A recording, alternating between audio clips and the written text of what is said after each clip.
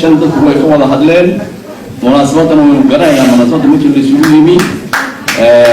dee in maxay tahay hadal iyo qiiro iyo maxay tahay intaa la wadaana waa fiicanto waxa laga hadlayaa waa isku xajaadan oo wadani ahaa halkan arinku waxaan soo gudbinayaa hees la yidhaaho midaaman weli waa caruuro dadka badankiisu waxay u yaqaaniin midhaha inuu lahaa isku xajaadan sida see ugu kordhiyey mugtay macallinku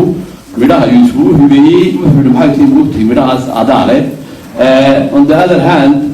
heesta waxaa la yidhaahaa laxanka iyo kabankeedana waxaa leh axmed ismaaciil maxlihid